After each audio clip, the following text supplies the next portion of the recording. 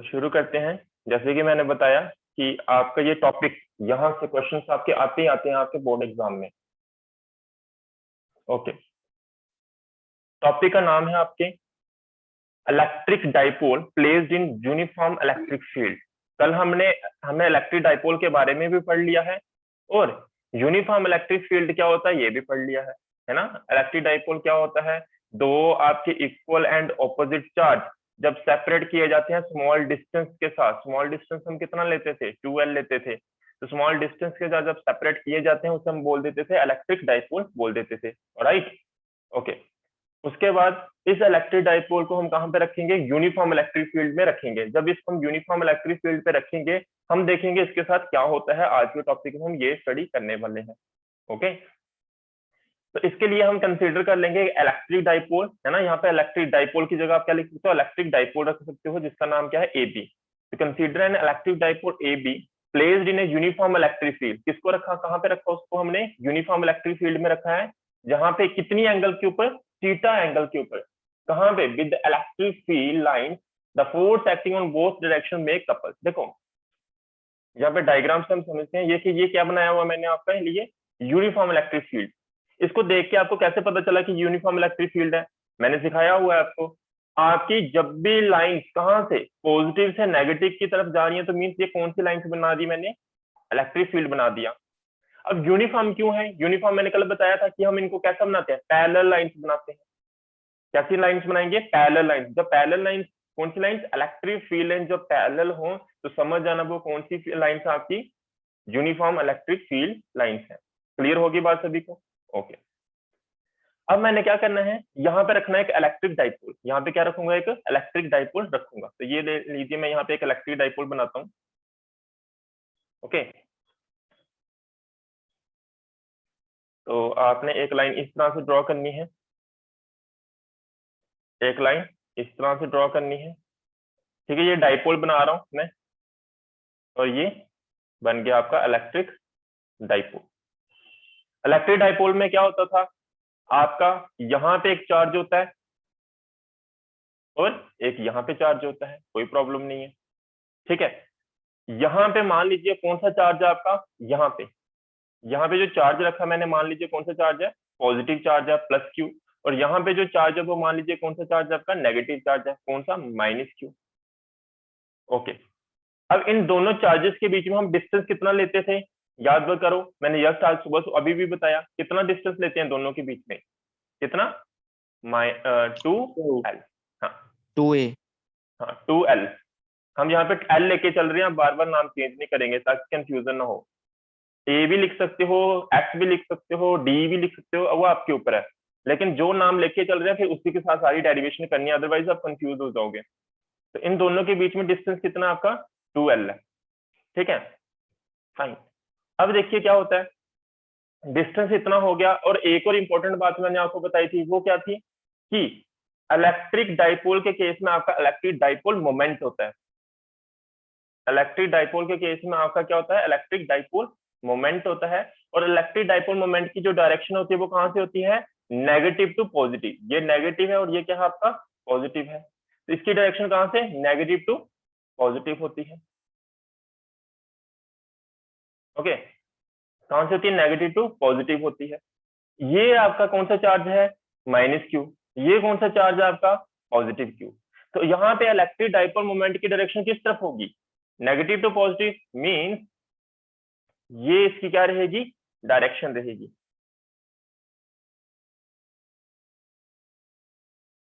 एक सेकंड रुकना।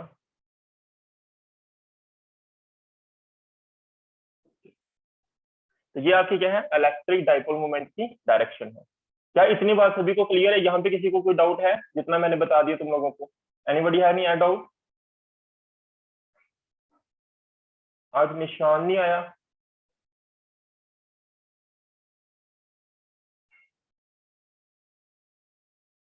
ओके, आगे बढ़ते हैं।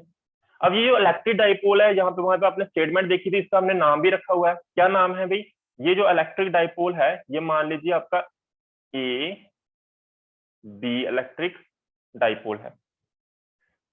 अब देखो जब मैंने इस इलेक्ट्रिक, यहाँ पे इस तरह से आपकी इलेक्ट्रिक फील्ड लाइन चल रही है, इस तरह से आपकी इलेक्ट्रिक फील्ड लाइन चल रही है, और यहाँ पे ऐसे करके मैंने एक एंगल के ऊपर क्या रखा है, इलेक्ट्रिक डाइपोल रखा है। अब देखो यहाँ पे इसके साथ होता क्या है, देखिए अब जैसे मैंने यहाँ पे इलेक्ट्रिक डाइपोल रखा, तो ये देखो यहाँ पे चार्ज कौन सा आपका, पॉजिटिव, और यहाँ पे चार्ज कौन सा आपका, नेगेटिव। बात समझ आ रही है? तो ये नेगेटिव चार्ज इस पॉजिटिव चार्ज को अपनी तरफ क्या करेगा, अट्रैक्ट करेगा, जो डाइपोल के ऊपर है। तो यहाँ पे जो नेगेटिव चार्ज बैठा हुआ है इस पॉजिटिव चार्ज को अपनी तरफ अट्रैक्ट करेगा। मैं ऐसा भी कह सकता हूँ ये सारा पॉजिटिव चार्ज जो है इस पॉजिटिव चार्ज को रिपेल करेगा।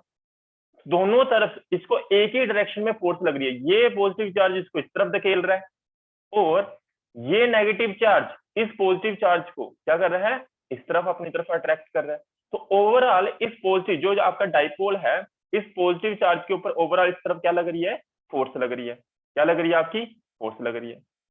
सिमिलरली आप इस चार्ज को देखो ध्यान से, ये वाला इधर क्या है, इसके ऊपर नेगेटिव चार्ज, और इधर क्या है आपका पॉजिटिव चार्ज। ये नेगेटिव चार्ज को ये पॉजिटिव चार्ज क्या करेगा, अपनी तरफ अट्रैक्ट करेगा। किस डायरेक्शन में, इस डायरेक्शन में। अब ऐसा भी देख सकते हो यहाँ पे क्या है आपका नेगेटिव चार्ज, और यहाँ पे क्या है आपका नेगेटिव चार्ज। तो ये नेगेटिव चार्ज इस नेगेटिव चार्ज को इस तरफ क्या करेगा, रिपेल करेगा। तो ओवरऑल इस नेगेटिव चार्ज के ऊपर क्या लग रही है, इस तरफ फोर्स लग रही है। समझ आ रही है बात की नहीं? तो ये यहाँ पे इसके ऊपर फोर्स लग रही होगी किस डायरेक्शन में, इस डायरेक्शन में। फाइन। अब कितनी फोर्स लग रही होगी वो भी इंपॉर्टेंट है। आपने देखो मैंने इलेक्ट्रिक फील्ड इंटेंसिटी बताई थी आपको। इलेक्ट्रिक फील्ड इंटेंसिटी क्या होती है, फोर्स पर यूनिट चार्ज, या फोर्स पर यूनिट टेस्ट चार्ज। तो यहां से आपके पास एक फोर्स का फार्मूला आ जाएगा। फोर्स का फार्मूला क्या हो जाएगा, F equals to Q E. F equals to क्या आ जाएगा, क्यू ई आ जाएगा। तो अगर मैं मैग्नीट्यूड पूछूं कि इस चार्ज के ऊपर, कौन सा चार्ज, इस चार्ज के ऊपर कितनी फोर्स लग रही होगी, आप बोलोगे sir F equals to Q E. Magnitude की सिर्फ बात कर रहा हूं। और इस चार्ज के ऊपर कितनी फोर्स लग रही होगी, यहाँ पे भी चार्ज कितना है, क्यू है, तो इस चार्ज के ऊपर भी कितनी फोर्स लग रही होगी, F equals to Q E. जितनी भी मैंने यहाँ पे बातें सुनाई, क्या सभी को क्लियर हुई कि नहीं हुई अभी तक? फिर उसके बाद मैं आगे बताऊं इसके साथ क्या होगा। Yes sir. ओके, अब देखिए क्या होता है। ये मेरे पास पेन है, अगर मैं इसकी इस तरफ को इस तरफ फोर्स लगाऊं ऐसे करके, और इस साइड को इस तरफ फोर्स लगाऊं, मीन्स किस तरफ, इस तरफ ऑपोजिट फोर्स लगा रहा हूं। इस डायरेक्शन में, टॉप वाली डायरेक्शन में मैं क्या कर रहा हूं, इस तरफ फोर्स लगा रहा हूं, और नीचे वाली जो इसकी डायरेक्शन है इसको मैं किस तरफ फोर्स लगा रहा हूं, इस तरफ लगा रहा हूं। अब खुद इमेजिन करके देखो, यहाँ अपने पेन को लेके तो ऐसे करके एक बार इस तरफ, एक हाथ से इस तरफ खींचो और दूसरे हाथ से इस तरफ खींचो, तो देखना ये जो पेन है ना ऐसे करके रोटेट कर जाएगा, अगर इसका ये सेंटर पॉइंट कैसा होगा, फिक्स। तो इस तरफ आप इस तरफ फोर्स लगा रहे हो, और नीचे वाली तरफ इस तरफ फोर्स लगा रहे हो। तो जैसे आप ऐसे करके फोर्स लगाओगे तो ये रोटेट कर जाएगा, ऐसे करके क्या कर जाएगा, रोटेट। क्या होगा, देखो ऊपर वाली जो डायरेक्शन है पॉजिटिव चार्ज, इसको किस तरफ फोर्स लग रही है, किस तरफ फोर्स लग रही है आपकी, ये लग रही है आपकी राइट साइड, और ये किस तरफ लग रही है, लेफ्ट साइड, है ना। मैं अपने हिसाब से बोल रहा हूँ, आपको पता नहीं कैसे दिख रहा होगा, तो अपने हिसाब से देख लो, मीन्स ऑपोजिट डायरेक्शन में फोर्स लग रही है। और जब ऐसे कोई बॉडी के ऊपर, एक एंगल के ऊपर कोई बॉडी पड़ी हो, तो इसके ऊपर जब फोर्स लगती है तो ये क्या करने लगेगी, रोटेट करने लगेगी। तो ये बॉडी किस तरह ऐसे करके घूमने लगेगी, ऐसे करके। समझ आ रही है बात? तो ये क्या करेगी, रोटेट करेगी। अब एक और इंपॉर्टेंट बात, मैंने आपको बोला यहाँ पे जो चार्ज पड़े हुआ है, ये क्या कर, ये जो डाइपोल पड़ा हुआ है, ये एंगल बना रहा है किसके साथ, इलेक्ट्रिक फील्ड के साथ। देखो मैंने अभी लाइन बनाई है, ये लाइन क्या रिप्रेजेंट कर रही है, डाइपोल मोमेंट की डायरेक्शन। किसकी डायरेक्शन बता रही है, डाइपोल मोमेंट की डायरेक्शन बता रही है हमें। तो यहाँ पे जो एंगल बनेगी किसके बीच में, इलेक्ट्रिक फील्ड लाइन के बीच में और डाइपोल मोमेंट के बीच में, वो कितनी एंगल हमने मान ली, एंगल थीटा। तो जो आपका इलेक्ट्रिक डाइपोल है, इलेक्ट्रिक डाइपोल मोमेंट है, और इलेक्ट्रिक फील्ड है, तो मैं अलग से इसकी एक डायग्राम बनाता हूँ आपके लिए, ताकि आपको और अच्छे से क्लियर हो। देखिए ये आपका इलेक्ट्रिक फील्ड था, इसको मैं ब्लैक कलर से बनाता हूँ ताकि आपको डिस्टिंग्विश कर पाऊँ। ये आपका इलेक्ट्रिक फील्ड है ब्लैक कलर का, और ये जो पर्पल कलर है ये आपका डाइपोल मोमेंट इस तरफ। और इन दोनों के बीच में मैंने जो एंगल बनाई वो कितनी एंगल बनाई है, थीटा। ये क्या है आपका डाइपोल मोमेंट, और ये क्या है आपका ब्लैक कलर का क्या था आपका ई, यानी कि इलेक्ट्रिक फील्ड लाइंस की डायरेक्शन।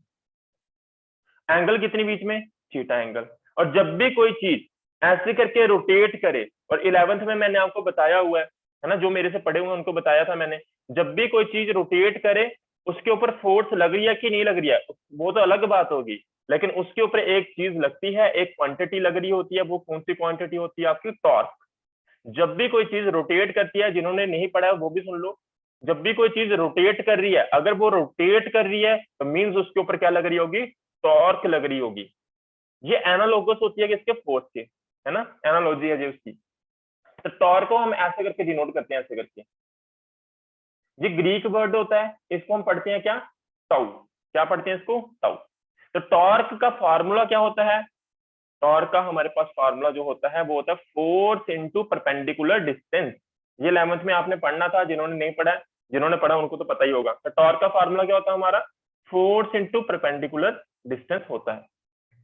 तो जितनी मैंने बातें सुनाई पहले ये देख लो। कंसीडर किया मैं इलेक्ट्रिक डाइपोल ए बी, जिसको प्लेस किया गया था कितनी एंगल के ऊपर, थीटा एंगल के ऊपर। किसके साथ ये एंगल बन रही थी, इलेक्ट्रिक फील्ड लाइन के साथ ये एंगल बन रही थी। The force acting on both direction में कपल, जब दोनों डायरेक्शन में, ऊपर वाली तरफ से एक फोर्स लग रही है, नीचे वाली तरफ से एक फोर्स लग रही है, उसके कारण एक कपल बनता है। क्या बनता है, कपल बनता है। उस कपल की वजह से आपकी कोई भी चीज क्या करती है, रोटेट करती है। कपल का मतलब आपकी टॉर्क, है ना।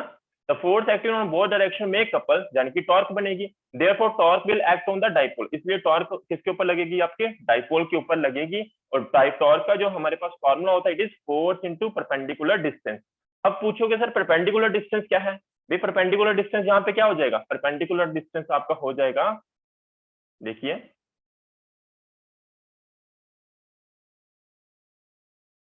ये है आपका परपेंडिकुलर डिस्टेंस, ये इलेक्ट्रिक फील्ड लाइंस के ऊपर, यहाँ पे अभी वो मैंने लाइन ड्रॉ की। तो यहाँ पे अगर आप ध्यान से देखोगे, एक ऐसे करके ड्रॉ कर देते हैं। अब आप इसको ध्यान से देखो, मैं थोड़ा सा आपके लिए डायग्राम को जूम कर देता हूँ। हाँ, अब देखो यहाँ पे आप ध्यान से देखो, ये हमारे पास एक ट्राइंगल बन चुकी है, ए बी, और यहाँ पे इस पॉइंट का नाम दे दो सी। तो किसकी बात कर रहा हूँ मैं हाईलाइट कर देता हूँ आपके लिए, ये वाली। इसको आप ध्यान से देखो, है ना, ये एक ट्राइंगल बन चुकी है जिसका नाम क्या है, ए बी सी। तो इस एक ट्राइंगल बन चुकी है, और जहां पे मेरा परपेंडिकुलर डिस्टेंस क्या है, ये है, जिसका नाम क्या है, ए सी। परपेंडिकुलर डिस्टेंस हमारा क्या हो चुका है, ए सी। अब देखो यहाँ पे हमने टॉर्क के बारे में क्या पढ़ा, टॉर्क क्या होती है, torque equals to, torque equals to force, यानी कि F into perpendicular distance. Perpendicular distance क्या है आपका, एसी। और फोर्स का फार्मूला क्या होता है, मैंने अभी भी पहले आपको बताया था। तो फोर्स का फार्मूला क्या होता है आपका, क्यू ई। क्या होता है, क्यू ई इनटू क्या है, एसी। क्यू ई कहां से आया, रीजन लिख देता हूं आपके लिए मैं, क्योंकि आपको पता है इलेक्ट्रिक फील्ड इंटेंसिटी का फार्मूला होता है हमारे पास फोर्स अपॉन चार्ज, जहां से हमारे पास फार्मूला बन गया। क्लियर हो रही है बात। अब ये एसी की वैल्यू क्या है, एसी की वैल्यू फाइंड करने के लिए हमें जाना पड़ेगा एक ट्राइंगल में। किसमें जाना पड़ेगा, हमें ट्राइंगल में जाना पड़ेगा। उस ट्राइंगल का नाम क्या है, ए बी सी। तो मेरे पास एक ये फॉर्म बन गई है टॉर्क की। यार अपना माइक ऑफ कर दो निंदिया। तो हमें जाना पड़ेगा ट्राइंगल में, in triangle A B C. कौन सी triangle, A B C. A B C triangle में जाएंगे तो ए बी सी ट्राइंगल हमारे पास कहाँ थी, ये हमारे पास ए बी सी ट्राइंगल। तो ये देखिए किसकी बात कर रहा हूँ, इसकी मैं वापिस आपके लिए हाईलाइट कर देता हूँ, ये वाली, ये आपकी क्या है, एबीसी ट्राइंगल है। अब यहाँ पे एंगल कितनी है आपकी, थीटा।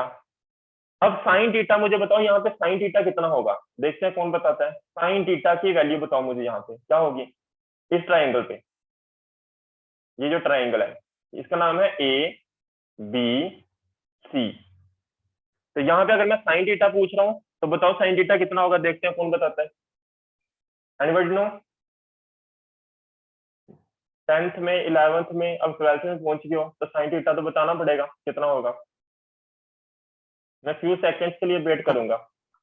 क्या होगा? AC/AB। Kashi AC upon AB। AC कहाँ है? AC अपॉन AB, हाँ दोनों का ठीक है, काशवी का भी ठीक है। और जिस ऑडियो किसने ऑन की थी वो बता दो एक बार। हाँ अमन का बिल्कुल सही है। AC upon AB, triangle ABC की बात करें तो क्या होगा? AC अपॉन AB होगा, किसके? कौन? साइन थीटा हमारा हो जाएगा। तो यहाँ पे in triangle ABC sine theta will be equals to AC upon AB, कोई प्रॉब्लम नहीं है, ठीक है। अब देखिए यहाँ पे मैं इसी तरफ आपको नेक्स्ट डेरिवेशन करवा देता हूँ। ये देखिए, दिस इंप्लाइज AB को मैं क्या करूंगा? इस तरह भेज दूंगा, इस तरह भेज दूंगा। तो AC चाहिए था एक्चुअली मुझे, जो चीज चाहिए होती है उसको इक्वल टू एक साइड रखते हैं, बाकी सारी टर्म्स दूसरी तरफ भेज देते हैं। तो हमारा AC किसके बराबर हो जाएगा? AB साइन थीटा के बराबर हो जाएगा। अब पूछोगे सर AB एक न्यू टर्म आ गया हमारे पास, वो क्या चीज है? तो AB अगर आप ध्यान से देखो यही तो है, ये दो डिस्टेंस है ना, दो चार्जेस के बीच का डिस्टेंस। और ये दो चार्जेस के बीच का डिस्टेंस कितना था बताओ मुझे फटाफट? दो चार्जेस के बीच में डिस्टेंस कितना था? 2L। हाँ बिल्कुल, कितना है? 2L। 2L।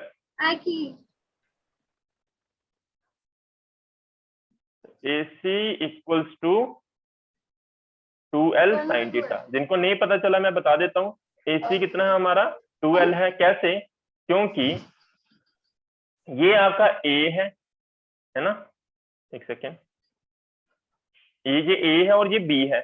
इन दोनों के बीच में हमने स्टार्टिंग में ही दो डाइपोल मोमेंट क्या होता था, सॉरी डाइपोल क्या होता था? दो चार्ज को हमने सेपरेट किया होता है कितने डिस्टेंस से? 2L डिस्टेंस से। कितने डिस्टेंस से? 2L डिस्टेंस से। तो यहाँ पे हमारे पास जो AB की वैल्यू हो जाएगी वो कितनी हो जाएगी? 2L हो जाएगी। उसके कारण यहाँ पे हमारे पास क्या आया? AB हमारा कितना आ गया? 2L आ गया। तो AC का हमारे पास यहाँ पे वैल्यू मिल गई। तो using value of AC in equation कौन सी? फर्स्ट। इसका नाम दे दो इक्वेशन कौन सी? फर्स्ट। तो देयरफॉर क्या हो जाएगा हमारे पास? टाउ का क्या हो जाएगी value? Tau equals to QE। AC कितना है हमारा? 2L sine theta. चलिए नेक्स्ट पेज पे चलते हैं। तो क्या है? दिस इंप्लाइज टाउ कितना आया अपने पास? Tau equals to QE 2L sine theta. चलिए मैं आपसे क्वेश्चन पूछता हूँ अभी, मुझे तुम लोग बताओ, क्या ये टर्म आपने कहीं पे देखी हुई है? ये वाली जिसको मैंने ऐसे करके मार्क किया, इसको कहीं पे देखा आपने? बिल्कुल सही है निंदी, आपने आंसर किया था। Electric dipole movement sir, it's बिल्कुल सही बोला। किसने बोला? ये निंदिया ने। Yes sir. हाँ, Q2L याद करो भी, जिनको नहीं पता चला। Dipole moment, electric dipole moment का फॉर्मूला क्या था? Q2L होता है। क्या होता है? P equals to Q2L। तो मैंने इसी को तो हाईलाइट किया। तो मैंने पूछा ये कहाँ क्या है आपका, कहाँ पे देखा है इसको? आपने देखा है इलेक्ट्रिक डाइपोल मोमेंट के केस में। तो दिस इंप्लाइज, तो अपने पास टाउ किसके बराबर हो जाएगा? ध्यान से देखना, tau equals to PE sine theta. जिनको नहीं पता चला ये P कहां से लिख दिया, Q2L की जगह मैंने क्या लिख दिया? P लिख दिया। क्यों? क्योंकि P किसके बराबर होता है? Q2L के बराबर होता है। कोई प्रॉब्लम नहीं है। समझ आ गई ना सभी को कैसे लिख दिया मैंने ये? ओके, नहीं आई होगी तो पूछ लेना मुझे, ठीक है। अब देखिए, तो ये हमारे पास क्या आ जाएगा? रीजन आ जाएगा। ये अपने पास क्या है? रीजन। तो यहाँ पे हमारे पास टॉर्क का फार्मूला बन चुका है। टॉर्क का फार्मूला कितना है अपना? टॉर्क का क्या फार्मूला बन चुका है अपने पास? Tau equals to PE sine theta होता है। और एक और इंपॉर्टेंट बात आप याद करो, 11th में जब अपने क्रॉस प्रोडक्ट पढ़ा था, A cross B vector equals to किसके बराबर होता है? AB साइन थीटा के बराबर होता था। और साथ में एक यूनिट वेक्टर भी होता था, जो आपको क्या बताता था, डायरेक्शन। तो लेकिन अब अगर ध्यान से देखो, ए बी साइन थीटा किसके बराबर हो रहा है आपका, ए क्रॉस बी के बराबर हो रहा है। किसके बराबर हो रहा है, ए क्रॉस बी के बराबर हो रहा है। तो वैसे भी आपको पता है, मैंने जब टॉर्क पढ़ाई थी 11th में, मैंने बोला था टॉर्क आपकी कैसी क्वांटिटी होती है, वेक्टर क्वांटिटी होती है। कैसी क्वांटिटी होती है, वेक्टर। तो यहां से हमारे पास टाउ को हम वेक्टर फॉर्म में भी लिख सकते हैं। कैसे, टाउ इक्वल्स टू क्या होगा हमारा, पी क्रॉस ई वेक्टर हो जाएगा। वहां से मैंने आपको उस फॉर्मूला की मदद से बता दिया, क्योंकि पी ई साइन थीटा है, तो पी ई साइन थीटा को मैं क्या लिखूंगा, पी क्रॉस ई लिख दूंगा। तो ये हमारे पास दूसरी फॉर्म होगी किसकी, टॉर्क की। ये हमारे पास टॉर्क की फॉर्म आ गई है। यहाँ पे किसी को अगर कोई डाउट है तो मुझे पूछ लें। काशी भी बिल्कुल सही आंसर। हाँ, बाकी स्टूडेंट किसी को कोई डाउट है यहाँ तक, एनी डाउट? ये डायग्राम कैसे, ये डायग्राम बहुत ज्यादा इंपॉर्टेंट है। डायग्राम अगर किसी को नहीं पता चलिए मुझे पूछ लेना। क्लियर है सभी को ये डेरिवेशन? सिया, सोनाली, सुहानी, वंशिका, सैरिश, समीर, रणदीप। जी समीर कौन से स्कूल के हो? तो समीर आपकी कौन सा स्कूल है? सर ज्योति पब्लिक। ओके। मुस्कान क्लियर है?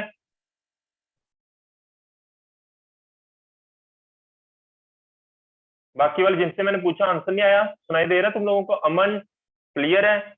अमित क्लियर है? Yes sir. Okay, yes sir. आगे बढ़ते हैं। ये तो आ गया हमारे पास टॉर्क का फॉर्मूला। अब हम यहाँ पे क्या करेंगे, कुछ स्पेशल केसेस करेंगे जो आपके एग्जाम में क्वेश्चन इस तरह से बनेगा। What will happen to electric dipole when it is placed in uniform electric field, and discuss its stable और unstable condition। मीन वो स्टेबल कंडीशन भी पूछ सकता है, अनस्टेबल कंडीशन भी पूछ सकता है। तो वो क्या है कंडीशन, उनको हम अब डिस्कस करेंगे। तो यानी कि हमारे पास यहाँ पे बनेंगे केसेस। क्या बनेंगे हमारे, केसेस बनेंगे। तो केस नंबर हमारा फर्स्ट, केस नंबर फर्स्ट। तो क्या कहता है केस नंबर फर्स्ट हमारा, उसको देखते हैं। तो पहला केस मैं डिस्कस करूंगा स्टेबल कंडीशन वाला। कौन सा वाला, stable, stable condition.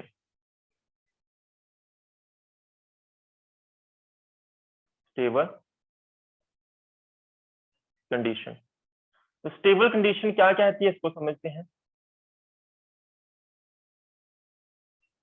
Stable condition तब बनेगी जब आपका जो इलेक्ट्रिक डाइपोल है, ये जो आपका इलेक्ट्रिक डाइपोल मोमेंट, देखिए मैं यहाँ पे लिखता हूँ आपके लिए, व्हेन यूनिफॉर्म, ब्लैक कलर से लिखता हूँ आपको ज्यादा अच्छा दिखेगा, व्हेन यूनिफॉर्म इलेक्ट्रिक फील्ड, जो आपका यूनिफॉर्म इलेक्ट्रिक फील्ड है,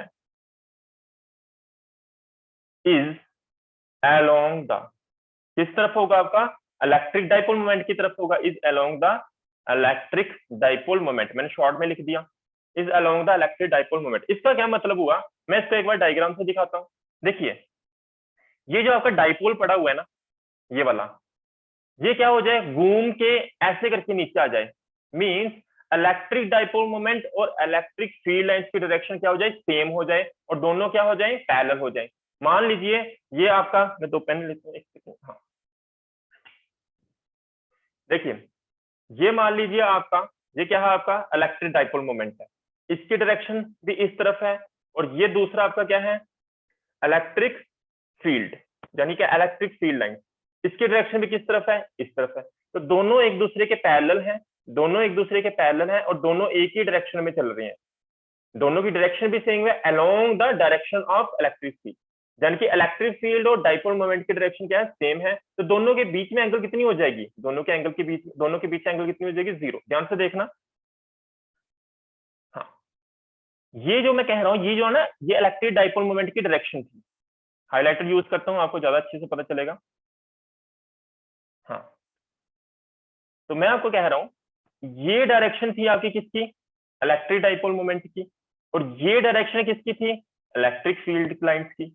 मैं कह रहा हूं, ये जो इलेक्ट्रिक डाइपोल मोमेंट की डायरेक्शन है, ये ऐसे ऐसे नीचे आना शुरू हो जाए। एक टाइम ऐसा आएगा इसकी डायरेक्शन ऐसी हो जाएगी, किसकी? इलेक्ट्रिक डाइपोल मोमेंट की। जब इसकी डायरेक्शन और इलेक्ट्रिक फील्ड डायरेक्शन ऐसे दोनों इस तरफ हो तो दोनों के बीच में एंगल कितनी हो जाएगी? 0 डिग्री हो जाएगी। दोनों के बीच में एंगल कितनी हो जाएगी? 0 डिग्री हो जाएगी। जब दोनों के बीच में एंगल 0 डिग्री हो जाएगी तो मैं ये कह सकता हूँ ना, थीटा हमारा कितना हो जाएगा? थीटा हमारा 0 डिग्री हो जाएगा। जब थीटा 0 डिग्री हो जाएगा तो टॉर्क उस केस में कितनी लग रही होगी? Tau will be equals to, क्या फार्मूला हमारा? P E sine theta. Theta कितना है? 0 डिग्री, तो यहाँ आ जाएगा 0 डिग्री। और साइन 0 डिग्री कितना होता है बताओ मुझे फटाफट, जल्दी बताओ, मैं वेट 0 कर रहा हूँ। हाँ 0 ओके, तो यहाँ पे क्या हो जाएगा? टॉर्क हमारी कितनी हो जाएगी? इसका मतलब 0 हो जाएगी। तो स्टेबल कंडीशन, स्टेबल कंडीशन क्या है? जैसे ये इलेक्ट्रिक डाइपोल है आपका, इलेक्ट्रिक डाइपोल को मैंने यूनिफॉर्म इलेक्ट्रिक फील्ड में रखा हुआ है, तो स्टेबल कंडीशन क्या है? ये अभी हिलेगा नहीं, अपनी पोजीशन में रहेगा, ये ना इधर जाएगा ना इधर जाएगा, तो ये अपनी पोजीशन में क्या रहेगा? स्टेबल रहेगा। तो स्टेबल कब रहेगा? जब इसके ऊपर टॉर्क कितनी लग रही होगी? 0 लग रही होगी। टॉर्क 0 कब लगती है? When electric field is along the electric dipole moment, यानी कि दोनों के बीच में एंगल कितनी होती है आपकी? 0 होती है। क्लियर होगी बात? इस केस में टॉर्क आपकी क्या लगती है? मिनिमम, इसको मिनिमम तो नहीं बोल सकते, तो टॉर्क आपकी इस केस में स्टेबल कंडीशन में कितनी लगेगी आपकी? 0 लगेगी। मैं आपके लिए इसको हाईलाइट कर देता हूं अलग से लिख के। तो this implies tau will be equals to 0। Tau कितना हो जाएगा हमारा? 0 हो जाएगा। टाउ क्या है? आपकी टॉर्क है। नेक्स्ट केस देखते हैं, case number second. Case number हमारा कौन सा है? सेकंड है। तो केस नंबर सेकंड कौन सा डिस्कस करेंगे? जब आपकी टॉर्क क्या लगेगी? मैक्सिमम। मैक्सिमम टॉर्क कब लगेगी? ये क्वेश्चन बनता है हमारा, मैक्सिमम टॉर्क। लास्ट में मैं एक क्वेश्चन पूछूंगा तुम लोगों से, देखूंगा कौन आंसर करेगा। मैक्सिमम टॉर्क कब लगेगी? मैक्सिमम टॉर्क देखो कब लगेगी, खुद सोच के देखो। जब ये थीटा 90 डिग्री हो जाए तभी टॉर्क हमारी मैक्सिमम हो सकती है। तो देखिए, यस सर। हाँ बिल्कुल सही। तो इलेक्ट्रिक फील्ड, मैं यहाँ पे लिखूंगा नहीं, ऐसे बोल देता हूँ, आप अपनी कॉपी पे लिख सकते हो। जब electric field is normal to the, किसके नॉर्मल होगा? इलेक्ट्रिक डाइपोल मोमेंट के नॉर्मल होगा। जब मैं ऐसा कह सकता हूँ, when electric field line is normal to the, यानी कि परपेंडिकुलर टू द, किसके? इलेक्ट्रिक डाइपोल मोमेंट के। उस केस में जो आपकी एंगल होगी वो कितनी होगी? 90 डिग्री होगी। एंगल कितनी हो जाएगी आपकी? 90 डिग्री हो जाएगी। अगर एंगल आपकी 90 डिग्री होगी भाई साहब, तो आपका ये टॉर्क क्या हो जाएगा? Tau will be equal to PE sine theta, और थीटा आपका कितना है? 90 डिग्री, तो यहाँ पे कितना आ जाएगा? 90 डिग्री आ जाएगा। दिस इंप्लाइज साइन 90 कितना होता है? 1 होता है, तो टाउ कितना हो जाएगा? पीई के बराबर हो जाएगा। और ये आपकी मैक्सिमम वैल्यू है ना? जिन्होंने 11th में पढ़ा हुआ उनको मैं बताता हूँ कि ये कैसे डिसाइड करती हैं ये सारी वैल्यूज। यही सारे वैल्यू, कम वैल्यू कब होगी, ज्यादा वैल्यू कब होगी, क्योंकि साइन 90 आपका मैक्सिमम वैल्यू होती है। और साइन आपका 0 डिग्री कितना होता है? 0। साइन 90 कितना होता है आपका? 1। क्या साइन के केस में आपका -1 आता है कभी? No sir. कॉस के केस में -1। तो ये आपकी क्या होगी? तब तक मैं ये बताता हूँ, देखता हूँ उसका आंसर कौन देता है। तो इसकी वैल्यू किसी साइन, तो आपकी टाउ की वैल्यू क्या आ जाएगी? मैक्सिमम आ जाएगी। तो क्वेश्चन सेकंड आपका क्या बना कि मैक्सिमम टॉर्क आपके डाइपोल के ऊपर कब लगती है, कितनी लगती है, जब कौन सी कंडीशन में लगती है? वो तब लगती है when electric dipole moment is normal to the electric field line. Case number third very important, ये एग्जाम में पूछा जाता है। फर्स्ट वाला और थर्ड वाला केस आपके एग्जाम में आता है बार रिपीटेडली। केस नंबर आपके थर्ड, तो जब आपकी क्या लगे, ये कंडीशन आती है unstable condition, very important, unstable condition. इनको मैं आपको थोड़ा सा ऐसे एग्जांपल की मदद से समझाऊंगा बाद में। अनस्टेबल कंडीशन, अनस्टेबल कंडीशन कब होगी, ये क्वेश्चन बनता है। देखिए, जब आपका डाइपोल मोमेंट की डायरेक्शन क्या हो? ऑपोजिट हो। किसकी ऑपोजिट हो? Opposite to the electric field line. उस केस में जो आपकी एंगल होगी थीटा वो कितनी हो जाएगी, 180 डिग्री हो जाएगी। एंड में सारा कुछ फिर से कंक्लूड करूंगा, आपको बहुत अच्छे से समझ आ जाएगा। तो थीटा आपका कितना हो जाएगा, 180 डिग्री हो जाएगा। उस केस में टाउ कितना हो जाएगा, पीई साइन 180 डिग्री हो जाएगा। पीई साइन आपका कितना हो जाएगा, 180 डिग्री हो जाएगा। पीई साइन 180 डिग्री होने का मतलब क्या, मुझे कोई बताएगा साइन 180 डिग्री कितना होता है, साइन 180 डिग्री कितना 0 होता है? बिल्कुल सही बात। 0 हाँ, तो टाउ कितना हो जाएगा अपना, यहाँ पे 0 हो जाएगा। यहाँ पे भी आपकी टॉर्क कितनी लगी, 0 लगी। लेकिन यहाँ पे जो कंडीशन कौन सी है, अनस्टेबल है। कंडीशन आपकी कौन सी है, अनस्टेबल है। आपने नोटिस किया, क्या नोटिस किया, यहाँ पे भी आपकी टॉर्क 0 थी और इस केस में टॉर्क आपकी कितनी लग रही है, 0 लग रही है। दोनों केसेस में आपकी टॉर्क कितनी लग रही है, 0 लग रही है। तो ये कंडीशन आपकी कौन सी हो चुकी है, अनस्टेबल कंडीशन हो चुकी है। अनस्टेबल कंडीशन होने का मतलब क्या है, अनस्टेबल कंडीशन होने का मतलब आपका ये जो आपका क्या बोलते हैं इसको, डाइपोल है, ये आपका क्या हो जाएगा, स्टेबल नहीं रहेगा, स्टेबल नहीं रहेगा। अब देखिए यहाँ पे, अब मेरी तरफ देखो सारे, यहाँ पे आपका ये टॉर्क, ये इसको इसके ऊपर जो टॉर्क लग रही है, इसको स्टेबल और अनस्टेबल कैसे बना रही है, इसको हम अभी समझेंगे। देखिए ध्यान से। अच्छा, ये ऑफ हो गया, क्या मैं दिख रहा हूं तुम लोगों को? Yes sir. ओके, अब स्क्रीन को थोड़ा सा ऑफ कर देते हैं, आप मुझे देखो। अब देखिए यहाँ पे, ये आपका क्या है, मान लीजिए आपका इलेक्ट्रिक डाइपोल है, ये आपका क्या है, इलेक्ट्रिक डाइपोल। अब होता क्या है यहाँ पे, जब इलेक्ट्रिक डाइपोल और इलेक्ट्रिक डाइपोल मोमेंट दोनों की डायरेक्शन क्या हो, सेम हो, व्हेन इलेक्ट्रिक डाइपोल मोमेंट और इलेक्ट्रिक फील्ड की डायरेक्शन क्या हो, सेम हो, उस केस में क्या होता है, दोनों के बीच में एंगल 0 होती है। अब होता क्या है, देखिए यहाँ पे एक बार डायग्राम दिखा देता हूँ आपको, थोड़ा सा क्लियर हो जाएगा स्टेबल कंडीशन की। मैं यहाँ पे आपके लिए एक डायग्राम बनाता हूँ। देखिए स्टेबल कंडीशन में क्या कंडीशन होना था एक्चुअली में, ये आपका मैं यहाँ पे बना रहा हूँ आपका फील्ड, क्या बना रहा हूँ मैं, आपका फील्ड। यहाँ पे चार्ज कैसा है आपका, पॉजिटिव, तो यहाँ आपका क्या है, नेगेटिव। इस केस में डाइपोल इस तरह से पड़ा होता है, यहाँ पे आपके इस केस में यहाँ पे एक चार्ज है और यहाँ पे एक चार्ज है। चार्ज कैसा पड़ा होगा, इस तरफ कौन सा चार्ज होगा और इस तरफ कौन सा चार्ज होगा, वो इंपॉर्टेंट बात है। यहाँ पे चार्ज होता है आपका माइनस का और इस तरफ चार्ज होता है आपका पॉजिटिव का, यहाँ माइनस क्यू और यहाँ पे पॉजिटिव क्यू। तो यहाँ पे जो डायरेक्शन होगी इलेक्ट्रिक डाइपोल मोमेंट की, वो किस तरफ होगी, इस तरफ होगी। इलेक्ट्रिक फील्ड लाइंस की डायरेक्शन किस तरफ है, इस तरफ है। ये इलेक्ट्रिक फील्ड लाइंस है और ये डाइपोल मोमेंट है, दोनों की डायरेक्शन सेम है। अब ध्यान से देखना, इस पॉजिटिव चार्ज को ये नेगेटिव चार्ज अपनी तरफ खींच रहा है, इस नेगेटिव चार्ज को इधर वाला आपका पॉजिटिव चार्ज इस तरफ खींच रहा है। मैंने क्या बोला, इस तरफ आपका क्या था, डाइपोल के पॉजिटिव चार्ज था और उस कंडक्टर के कारण यहाँ पे क्या था, पॉजिटिव चार्ज। तो ये पॉजिटिव चार्ज डाइपोल के नेगेटिव चार्ज को इस तरफ खींचता है और ये जो आपका नेगेटिव चार्ज होता है डाइपोल का और कंडक्टर के ऊपर इस तरफ क्या है आपका पॉजिटिव चार्ज, ये पॉजिटिव चार्ज कंडक्टर का इस इलेक्ट्रिक डाइपोल के नेगेटिव चार्ज को इस तरफ खींचता है। तो कोई भी एक तरफ इस तरफ फोर्स लग रही है, दूसरी इस केस में इस तरफ फोर्स लग रही है। आप अपने हाथ में पेन या कोई भी रिफल पकड़ लो अपने पेन का, उसको ऐसे करके खींचो तो देखना बुक कभी भी ऐसे गोल नहीं घूम पाएगा, वो हमेशा ऐसे करके ही बना रहेगा। लेकिन इक्वल एंड ऑपोजिट फोर्स लगानी है, तो ऐसे करके जब आप इक्वल एंड ऑपोजिट फोर्स लगाओगे तो ये पेन आपका क्या रहेगा, स्टेबल रहेगा, जहां से हिलेगा नहीं, यहीं पे रहेगा। इसलिए ये कंडीशन आपकी कौन सी हो जाती है, स्टेबल कंडीशन हो जाती है। दूसरा केस देखते हैं हम अनस्टेबल का। अनस्टेबल में ध्यान से समझना, ये बहुत इंपॉर्टेंट है समझना। देखिए इस केस में क्या होगा, फिर से ये आपका क्या है, uniform electric field, means conductor के ऊपर ऐसे चार्ज फैला हुआ है। इस तरफ कौन सा चार्ज है आपका, पॉजिटिव चार्ज, और इस तरफ कौन सा है, नेगेटिव चार्ज। इस केस में जो आपका डाइपोल पड़ा हुआ वो किस तरह से पड़ा हुआ, इस तरह से, ये आपका इलेक्ट्रिक डाइपोल है। लेकिन इस तरफ एक चार्ज है, इस तरफ एक चार्ज है।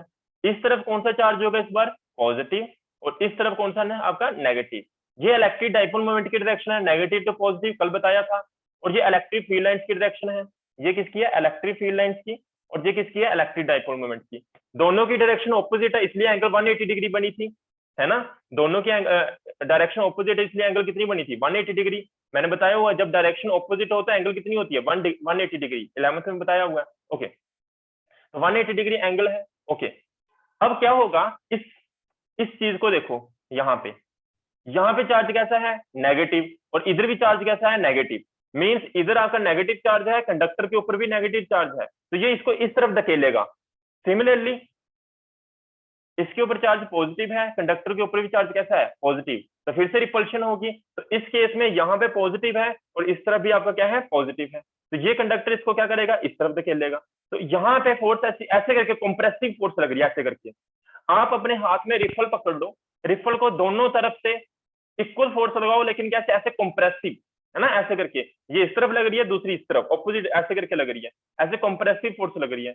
जब भी कोई रिफल के ऊपर या कोई भी चीज के ऊपर जो फ्लेक्सिबल होती है, उसको दोनों को ऐसी तरह करके आप फोर्स लगाओगे, देखना आपके थोड़ी एक टाइम ऐसा आएगा, वो रिफल क्या करेगा, वहां से स्लिप करके बाहर चला जाएगा। ऐसा ही होगा ना, जब कोई भी चीज को ऐसे कंप्रेस करो, अगर वो फ्लेक्सिबल हो नेचर में, बीच में बॉन्ड तो बना हुआ है, तो एक टाइम एक लिमिट ऐसी आती है, अगर वो टूटे नहीं तो वो क्या कर जाएगी, वहां से स्लिप करके बाहर आ जाएगी। तो वो कौन सी कंडीशन होगी, वो रिफल कौन सी कंडीशन में था, आपका अनस्टेबल कंडीशन में था। सेम डाइपोल के केस में होता है भाई, डाइपोल में बीच में फोर्स ही तो बनी हुई है ना, बीच में कौन सी फोर्स है, इलेक्ट्रोस्टैटिक फोर्स होती है, एक तरफ पॉजिटिव चार्ज,